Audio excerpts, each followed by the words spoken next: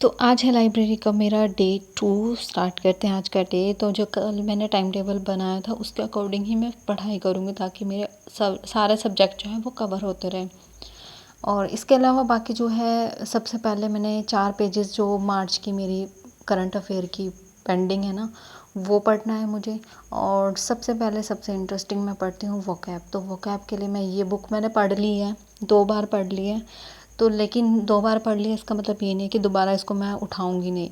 इसकी रिवीजन करूँगी मैं डेली 1 चैप्टर मतलब रिवीजन करूँगी, क्योंकि रिवीजन बहुत इंपॉर्टेंट है। पढ़ना ज़रूरी नहीं है, मतलब पढ़ो उसके बाद रिवाइज ना करो फिर उसका कोई फ़ायदा ही नहीं है। तो इसलिए ये मैंने रिवीजन के लिए रखा है। इसके अलावा बाकी जो है नई वोकैब मैं वो सीखूँगी, मतलब 30 मिनट मैंने इसके लिए रखे हैं। 30 मिनट मैं ये बुक पढ़ूँगी तो 30 मिनट मेरे कंप्लीट हो चुके हैं, इससे ज़्यादा नहीं। जितना मतलब रिवाइज़ किया है ओके। इसके अलावा बाकी अब नेक्स्ट स्टार्ट करते हैं।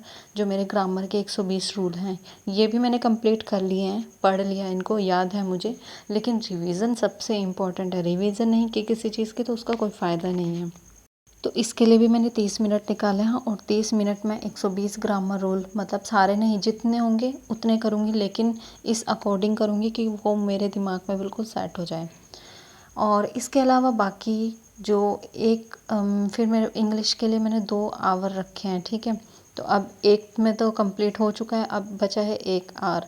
तो उसमें मैं करूँगी जो चैप्टर 1 है इसका, मतलब टेंस करूँगी। सबसे पहले तो टेंस करने के बाद जो मेरे इसके जो सेंटेंस रीअरेंजमेंट है, क्लोज टेस्ट है, और इसमें आरसी भी दी हुई है बुक में। तो ये सारी चीज़ें डेली डेली थोड़े थोड़े क्वेश्चंस मैं इस बुक से सॉल्व करूँगी। तो बस वही इंग्लिश के क्वेश्चन सॉल्व करी, क्योंकि ग्रामर रूल याद है। वोकैब भी अब इम्प्रूव हो चुकी है। रूट वर्ड से मैं वर्ड को देख लेती हूँ। तो इसीलिए अब टाइम है कि क्वेश्चंस को हम सॉल्व करें। अब हम अपने नेक्स्ट लेवल पे आएँ। तो बेस हो चुका है, अब अपना हम मॉक टेस्ट देने की तैयारी करनी है मुझे।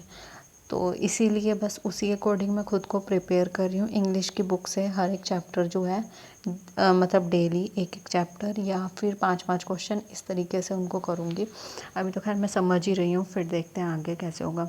क्योंकि जो एरर डिटेक्शन वाले होते हैं ना, मैंने एक बार यूट्यूब पे क्लास लगाई थी, मुझे लगा ग्रामर रूल कर लिए मैंने तो हो गया मेरा, लेकिन ऐसा नहीं था।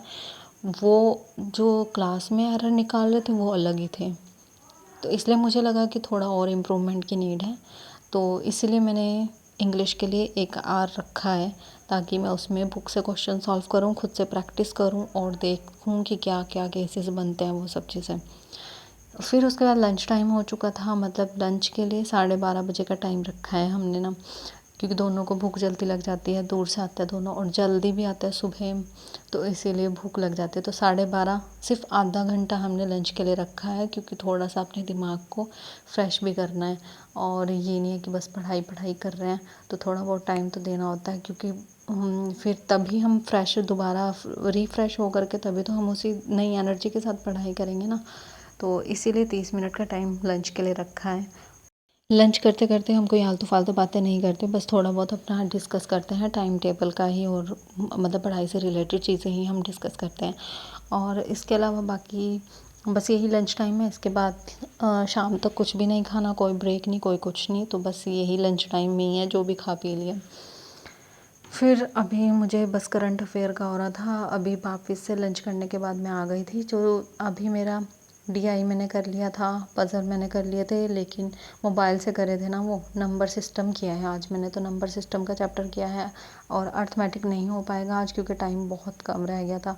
इंग्लिश हो चुकी है कंप्लीट, वोकैब हो चुकी है। तो अब भी सिर्फ और सिर्फ मेरा बचा है करंट अफेयर के 4 पेजेस, वो मुझे याद करने हैं। फिर मतलब मेरा कुछ याद करने का मन नहीं कर रहा था, और ना ही अर्थमेटिक पढ़ने का मन कर रहा था। तो इसलिए फिर से मैंने वोकैब की बुक उठा ली थी। जब भी मतलब बोर होती हूँ या पढ़ाई करने का मन नहीं करता तो खाली नहीं बैठती मैं, तो पुराना पढ़ा हुआ या जिस सब्जेक्ट में मैं इंटरेस्टेड होती हूँ ना, तो मैं वही सब्जेक्ट लेके बैठ जाती हूँ। तो मैं ऐसा करती हूँ ताकि वो मेरा टाइम वेस्ट भी ना हो और रिवीजन भी हो जाए मेरी।